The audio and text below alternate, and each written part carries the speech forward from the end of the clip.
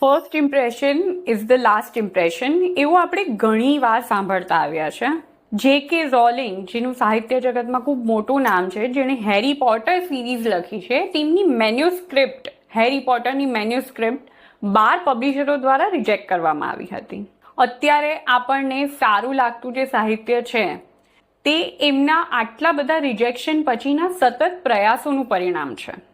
આપણી સાથે સાહિત્યની વાત બાજુએ પણ મૂકી દઈએ તો ઘણી વાર એવું થાય છે કે એક વ્યક્તિ તમને ખૂબ ઇન્ટરેસ્ટિંગ પર્સનાલિટી લાગી હોય, આંજી નાખતું વ્યક્તિત્વ હોય, પણ સમય જતાં એ વ્યક્તિ છીછડી પુરવાર થાય. અને કોઈ વ્યક્તિ પહેલી મુલાકાતમાં તમને બોરિંગ લાગી હોય અથવા તો એનું નબળું વ્યક્તિત્વ હોય, તે સમય જતાં ખૂબ ઇન્ટરેસ્ટિંગ પુરવાર થાય. આની પાછળનું લોજિક એવું છે કે જ્યારે આપણે કોઈકને પહેલી મુલાકાતમાં મળીએ છીએ તો એ આપણને પ્રભાવિત કરવાની કોશિશ કરે છે અને કોઈને પોતાના દોસ્ત સામેવાળી વ્યક્તિ સામે છતાં થાય એ ગમતું નથી હોતું.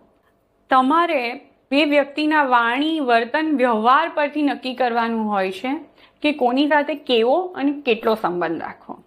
પણ એના માટે પણ આંખ કાન ખુલ્લા રાખીને પેલું ફર્સ્ટ ઇમ્પ્રેશન વાળું વલણ ભૂલી જવું પડે.